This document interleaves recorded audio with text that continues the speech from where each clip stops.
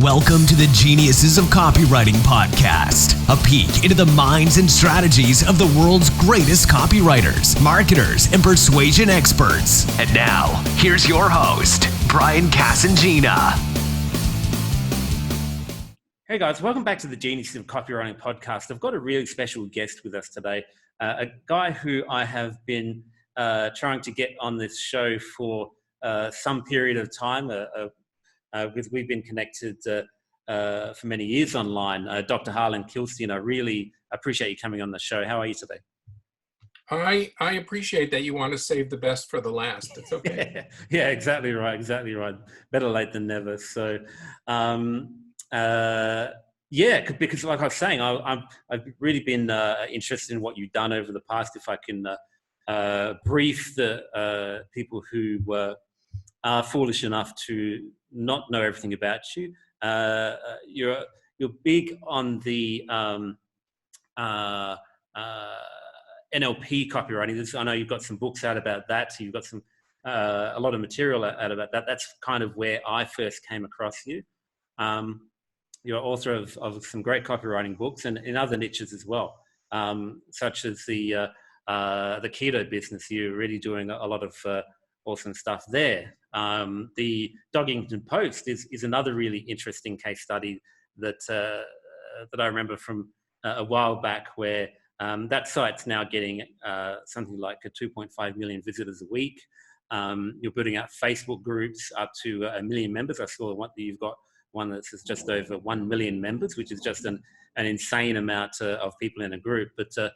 But first and foremost, and the reason why I really wanted to get you on this show is about copywriting, although they all flow together quite a bit, and you need copywriting knowledge to do all of that, have all that success in business. So can you give us a quick update on how you got started in copywriting and how you got to where you are today? So first of all, copywriting came as a surprise to me.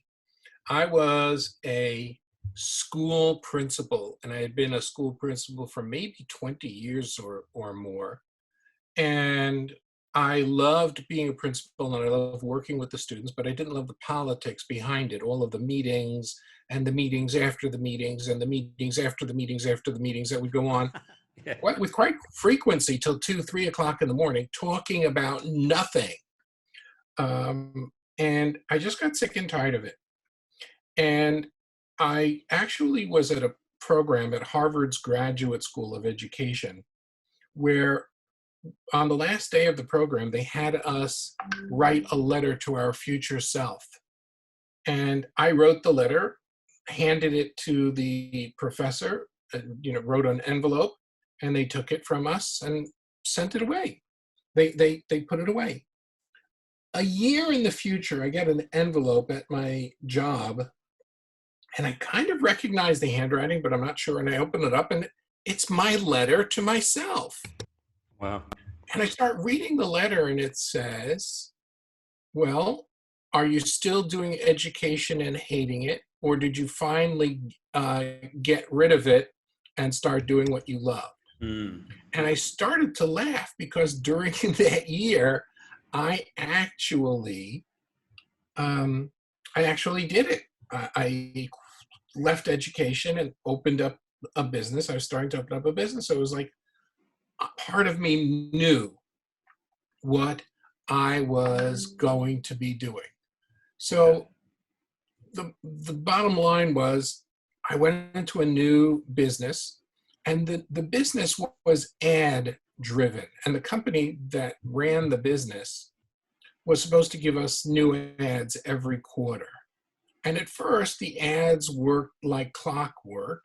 But then I noticed that they stopped giving us ads every quarter. Every quarter became, every 3 quarters of a year. And not all of the ads worked, and they were all similar. And some of the ads that they said were very, very successful absolutely bombed for me. And so I started learning about copywriting. It wasn't even a thing for me. I didn't know it existed. And I happened to meet up with someone who said, there's a guy teaching copywriting. As a matter of fact, he's been teaching it for years, and this is his last ever copywriting boot camp. Would you like to go? You can come for free. Just pay for your hotel and flight. I went, sounds good. And I went there, and it was a Dan Kennedy program. And one of the people who got up and spoke was John Calton. And between Kennedy and Calton, I didn't know which one I liked more. But I heard Calton. I was really impressed by Calton. He would put on a great show. Yeah. And after that, a couple of weeks later, I reciprocated to my friend with a Gary Halbert conference. And Calton was there as well. And I went up to him and I said, I really liked you at Kennedy. And I wanted to join your insiders group, but, it was a lot of money. And Calton just looked at me and said, Harlan, just do it. That sounds like you. And I did it. And the funny thing was, the program came with the ability that you could write into John as often as you want, and he would email you back with critiques of copy. And I took that seriously. Yeah. If you talk about John today, he single-handedly lays the blame for the death of his copy program on me, because I would email him like 5 times a day. I would write him copy, and his critique usually had 2 words, "This sucks." Maybe if I was lucky, he would put in a few words explaining why. But the longer I started doing it, and he realized that I was serious, wasn't going away, the critiques started getting longer and more detailed. And I remember the first product I worked on with him was a golf product. And we got to the point of, his goal, which he now states was trying to get me to get me to cry.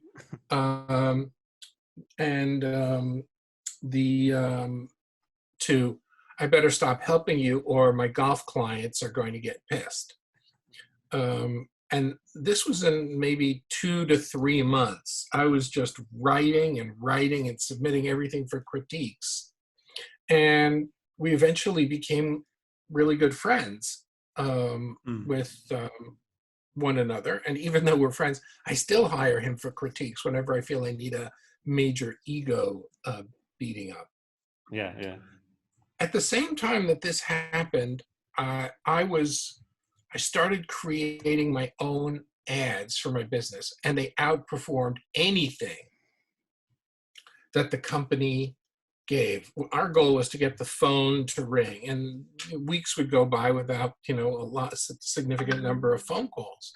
But when I started my own copy, we couldn't turn the damn phone off. It was ringing all the time. I mean, these ads touched a nerve. Ultimately, I decided to shut down my copywriting business.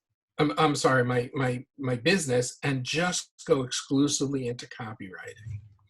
And I got a pretty good name for quick, fast copy, and wrote for just about everybody who was a who's who in the internet marketing industry. I mean, people like Stephen Peters, Frank Kern, Rich Schefren, Ed Dale. I wrote for Vishen Lakhani, who was the head of Mindvalley before there was a Mindvalley. Yeah. It was a lot of work, and I was getting good and sharp at copy and just cranking it out quickly. Now, at the same time that was going on, I had an extensive background in NLP. And I started to think about, I wonder how NLP could affect the copy. And I started taking principles of NLP and adding them to the copy, and the response level exploded. I remember I did a sales letter for a poker bot. A poker bot was a device that would play poker for you on a forum. And this bot that I wrote the sales letter for was supposedly very effective. Yeah. And I wrote the entire sales letter as a story.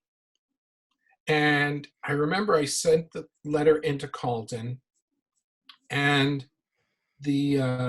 Carlton said, "Any chance I could get my hands on this?" And as soon as I heard that, on the product, I was like, okay, he wanted to buy it.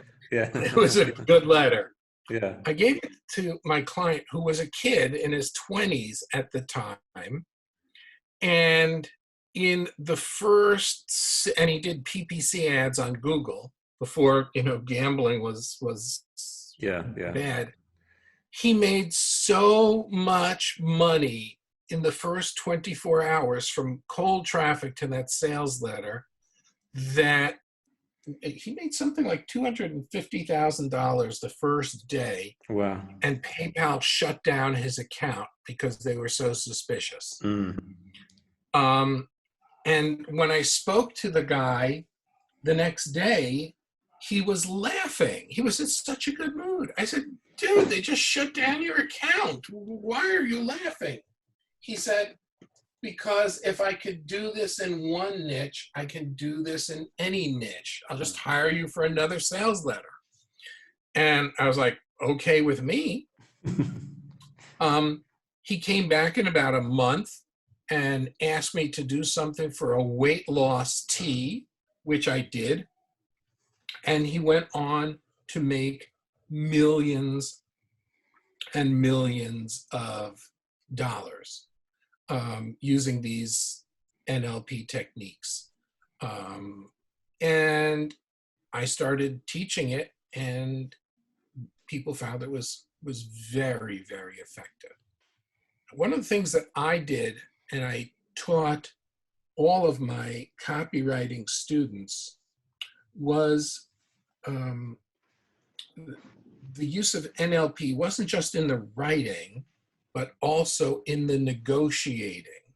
So with the client, I became the first copywriter to teach how to get really big salaries. Like in those days, people were coming out of these copywriting training programs and asking for like $250 for a sales letter. Or I remember one site that came to mind where a person was going to write by the word, and he put up a website where it had a little calculator, and you typed in the number of words that you wanted. It did the calculation. It told you how much to PayPal him. He didn't care what the niche was. He didn't even ask. He just said, "Okay, you tell me how many words, and I'm going to do it for you." I was like, wow, this guy's tremendous. He's going to produce a sales letter without even knowing what the niche is. Just send him money. It was terrific. I don't think he did very well, but so I started teaching people, and Carlton actually came back to me and said, "I single-handedly ruined the entire profession because now rookies were getting paid serious money." Yeah. And they, John would say, "Okay, start by doing menus for restaurants." And I was like, "The hell with that. Let's go for the big jobs." And they were getting them and do that. So, I started mentoring people. I started teaching people how to land these jobs. And, that became my reputation of NLP in copywriting, and especially NLP before the copywriting. And I taught, a lot of the people who are big in the name of copywriting today, started with me and got a lot of my habits. It's like, there's one guy who started out, and everybody in copywriting knows his name, but he took one of my strategies, which was at the time, I always did a sales letter for a client, and then I did a sales letter for myself. And this copywriter started doing it, and pretty soon he became known as the guy who could text your wife into bed or get your girlfriend back, or the language of love. That was Chris Haddad. And like Carlton, I beat the crap out of him growing up. I made him do the what was it? The spikes. He had his sales letter was about the spikes of doom. The spikes of doom. And I made him do it like 10 times, 12 times. And he kept coming back and doing it. And I was like, this guy is good. And, you know, lots of people, $1 Million Mike Morgan became $1 Million Mike because the night before a launch that had bombed, he showed me his sales letter. I spent about 20 minutes with him fixing the sales letter, and it sold $1 million the next day. And he became $1 Million Mike. So this was and ultimately my favorite, which was a pure NLP sales letter, was the Annihilation Method for Frank Kern and Neil Strauss that ended up doing 1.2 million in about 20 minutes, and they closed it down. Mm-hmm. So I was out there, and that was the technique that I taught. Met lots of interesting people, and it ultimately helped my business a lot. Not just as a copywriter, not as a coach or whatever, and having that reputation, but getting the marketing skills, because I learned what all of these people were doing. Yeah, and it's the marketing skills, which is another whole thing. Like, a lot of people are sort of good at the copy side of things, but are not so good at selling themselves as a copywriter. This is where I'm really fascinated with what you've been talking about. NLP before you're at the SaaS copy, when you're using the negotiations. So, how would you go about using something like that if a client were to come along and you would, like in a fictitious example? What do you example? First of all, they come to me, and I want to discover what their criteria are. I want to find what it's important to them about copy. And the bottom line is, once I have that, I own them, and I can get them to. The number one thing is, when I use the methodology that I teach, by the time I finish talking, they want to hire me before even having heard a price. Yeah, that's the power of NLP that you're using throughout the negotiation process. Yes, so I'm very, very happy with the way it works. Yeah, we haven't really got time on this to go into the nuts and bolts of NLP, but I'm really fascinated to hear how you do that. What are some basic principles of NLP that copywriters can start using, whether it's with a client or in their sales copy? My most powerful technique, the one that I love the best, and I've always said, if you gave me just one technique and that was it, it would be therapeutic metaphor. It's the use of telling a story in copy, because copy is all about telling a story and keeping them going. You might start with a headline, which might be a Carlton's juxtaposition of opposites, as he calls it, and then tell a story. I'm actually writing a sales letter for myself right now in a new niche, and this new niche, again, it's a story. Got a juxtaposition of opposites headline. I used to be able to fall asleep standing up until ... how an accidental find on an old iPod changed my sleep forever. And then it goes into a story. And these stories made some of my best sales letters. I remember I did a letter for Stephen Pierce about blogging. Blogging, what was the sexiness in blogging at the time?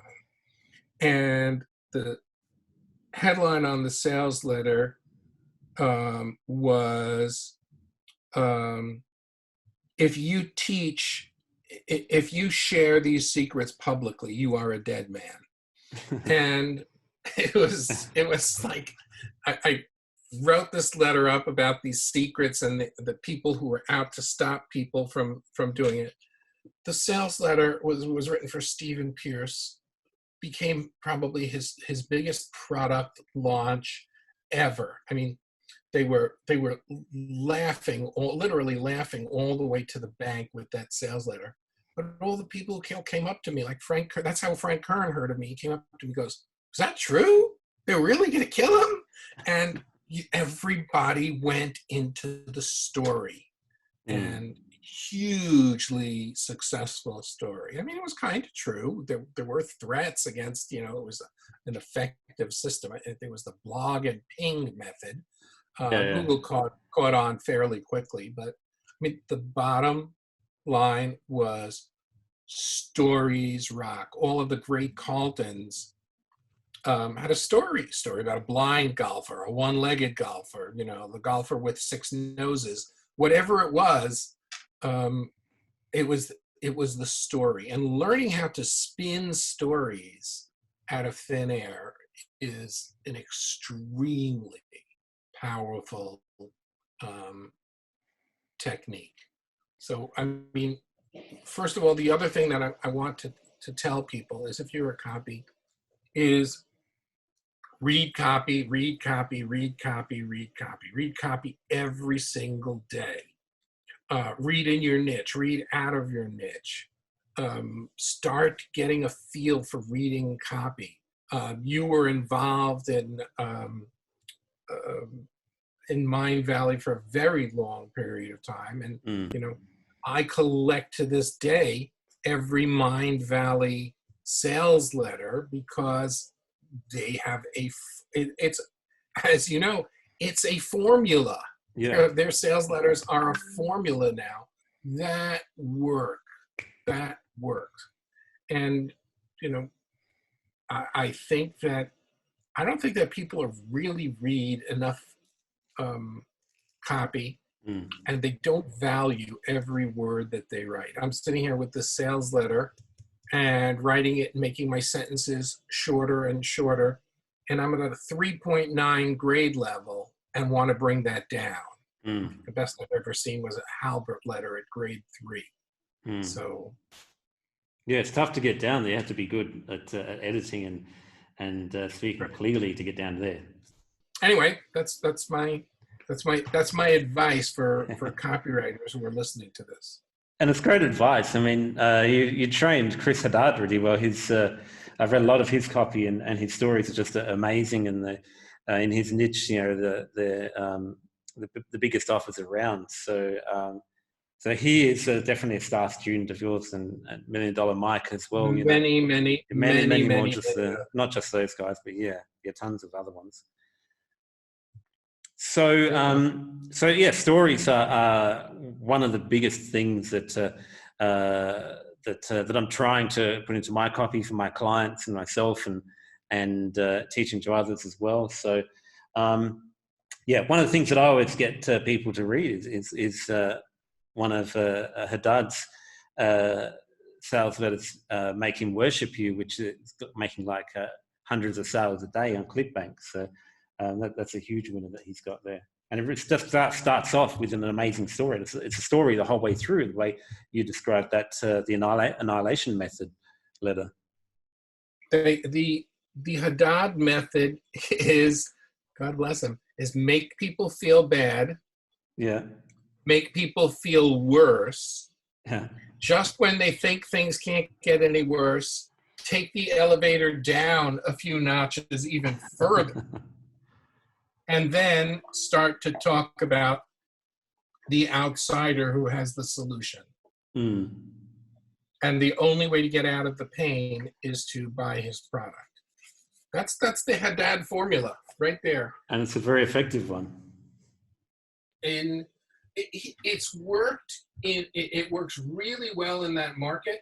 Some markets, there was one letter he did in a diabetes market where the pain was so strong that like the letter ended after the first paragraph. It was about someone having their leg amputated because of their diabetes. And I think the people just got so much pain, they couldn't go on reading. It was like, it hurts too much to even read. So it became like a you can't push it that far. Yeah, but he's obviously found the limit of that. So that's really interesting. But he's got a niche, and it is one of the biggest niches in the world. So I would definitely say go with that. Yeah, definitely. Is there anything else that you can tell budding copywriters about writing with NLP? How to sort of start integrating that into their copy? Yeah, I'm going to tell you a different technique. It's an NLP technique, but it's a technique that I got a very, very long time ago. And that is, when you finish a letter, two things. Number one, read it from back to beginning, because you'll pick up some mistakes that you're so used to reading the letter forward. If you read the letter backward, mistakes will stand out. So you don't turn in a letter that has a mistake. Second is that when you write the letter, you need to turn on a super critical eye and go to each word and say, is this word absolutely necessary? Am I repeating words too often? Like Jim Rutz, who passed away not long ago, when he would write a magalog, he would not repeat an action verb that he used more than once in an entire magalog. So your word choices, are you using the right choices? Are people going to be able to read it? Is it simple enough? Most copywriters, when they come to me, the first copy is on way too high a level. You gotta get the Hemingway app and drop your copy in there and learn how to write so that you are not more than a 6th grade level. If you're not doing that, you're probably not a really good copywriter. Doesn't matter what the niche is. Gary Halbert used to write for some really complex niches, water purifiers and whatever, and would make it super simple. Brian Keith Voiles used to have a great technique that he had kids who were in 4th grade, and he would show them his sales letters, and for every word they found that they did not understand, he would give them a quarter. So he had literally 4th graders reading his sales letters to make sure it was good. Yeah. And can you make it simple enough? Can you have every word? I remember writing a letter one day, and Colton said, Harlan, you use the word that a lot. I challenge you never to use it in your copy. I was like, okay. Now, if I even think of using the word that in copy, I wake up in cold sweats. I'm looking at the sales letter that I have written here, and I'm 3 pages in, and I have not used the word that once. That's quite an achievement, because we lean on these words like crutches. Right. But you need someone to critique your copy, because I've seen copywriters who were okay, but I never saw a copywriter make it into the big leagues without mentoring and without having somebody tear up his copy or their copy, not his copy. Yeah. I mentored a few women who went on to be tops, right for Boardroom, right for the Gurus, etc. So I don't discriminate. Mm-hmm. Yeah, that's a really important principle, and a couple of great tips there. I mean, the whole everything that you've been talking about on this call has been really valuable. Always a pleasure. Always enjoy pulling people's leg a little bit here and there. But seriously, folks, copywriting is a great profession. The unfortunately, in the past short period of time, we've seen so many of the A-list copywriters pass away. Clayton Makepeace recently, and there just aren't enough good copywriters to replace them. Now, even though the media changes and people, magalogs are still there and big companies are still doing it, but, writing online and writing direct mail sales letters, all of these are still big. There's also copywriting for radio and television, and knowing all of these things means that if you want copywriting jobs, you will never, ever run out of them. Yeah. There's just, it's like you say, with some of the greats of the game that no longer with us, there's just like the quality is not there to replace them. It's really interesting concept that I hadn't really considered before. But so yeah, it's a massive opportunity for up and coming copywriters to get really good. And that's why, I'm, as you mentioned earlier, I'm in the keto niche, and the niche is killing it. And I decided that when I was going to do this, I wasn't going to do the copy myself. Yeah. So I hired a copywriter, gave them really favorable terms, but it was like writing with the committee. And we had dates and they weren't ready, and this wasn't ready, and the copy was awful. And I remember it was the night before I wanted to launch. I thought the copy was god awful. And I sat down and wrote the sales letter in 20 minutes, and testing it to cold traffic. I did $40,000 the next day. And I was like, okay, that's not bad. Now that sales letter has gone on to make me probably somewhere close to $6 million so far. And I'm like, okay, not bad for 20 minutes of work. So I still do it, and that's why, I'm doing another letter right now for myself. And I think it's a good idea that copywriters use their skills for themselves as well. Look at all the years that Ben Savenga wrote for others, and then he retires, can't stay away from the business, and starts this olive oil company. You can't keep a good man down. No, that's right. So what about yourself? Do you have any resources that people can go to connect with you and learn more about copywriting from you? So first of all, I have a group that's called A-List Copywriters. And if you go in there and you look at the people who are members of the group, you'll be blown away. These are the mods and the admins: David Garfinkel, John Calton, Lori Ferraro, or Lori Morgan. I don't know, she keeps changing. I think it's Morgan now. Yeah. And many others there, and show up and participate. And that's it. The other thing is, people reach out, send me a note on Facebook if you're interested in the mentoring.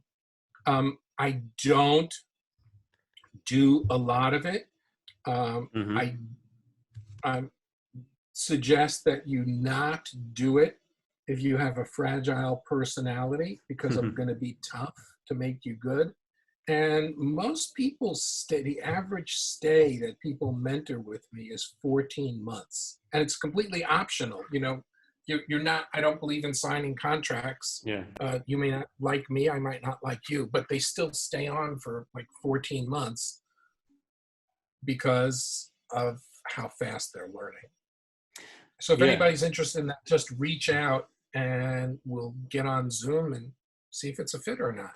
I certainly will not be pressuring you into it, because it's more of a pain in the butt for me than the money is worth. But I do want to get that. Grudgingly, yeah.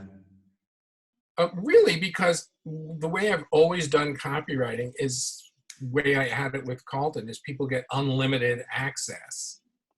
Just one a day, but you can have as many as you want as long as you do your homework. And it covers everything from writing to getting more money for your copy. Yeah. What to ask for and how to ask it and how to know you're going to get it before you finish your call. So it's. So should they go on? Yeah. So should they go through Facebook or go through your website? Just go through Facebook is the easiest. Don't friend me first because I'm going to say no unless I know who you are. So just send me a message and I'll find it because routinely people friend me and it's just no. And I have John Collins' rule that if we don't have at least 100 friends in common, the answer is no. Yeah, I have the same rule. So that's it. This has been fun. Contact me again. Listen, if they don't force you to take down this podcast because of my participation, then feel free to ask me again because I always have a good time doing it. Yeah, I appreciate that, and I definitely will be taking you up on that. So, what people have got to do from here is join the group. A-List Copywriters was the name. A-List Copywriters. A-List Copywriters. Yeah. It's on Facebook. If you're listening on iTunes or whatever that's called these days, I will chuck a link to that group on geniusesofcopywriting.com on Harlan's episode. And even if you don't have everybody needs to do me a favor right now, rate this podcast, rate Brian's podcast as like the best you have ever listened to in your life. Just do it. Do it for me. Go there, give it the best rating possible. As a matter of fact, write to Apple and say, I want you to change the rating system so I can rate Brian's podcast even better. Okay? Just do it. Do it while you're thinking of it. Yeah. So that's your second step. And it's now perfect. Now that you've been on the show, it's now perfect. I'm not sure how we're going to follow this up on the second episode, how we're going to top this one, but I'm sure. No problem. No problem. We got war stories and techniques that. Yeah. Let's go for a couple of hours next time. But I appreciate you having you on. You've definitely over-delivered. You've given us some great stuff. Join the group A-List Copywriters on Facebook. There'll be a link on geniusesofcopywriting.com. And I thank you very much, Harlan. You've been very enlightening, and I'll definitely be requesting you to do this again sometime. My pleasure. All the best, everyone. Take care. Thank you. Thank you for listening to Geniuses of Copywriting with Brian Casangina. To get the full transcript and all the resources mentioned on today's show, go to www.geniusesofcopywriting.com now.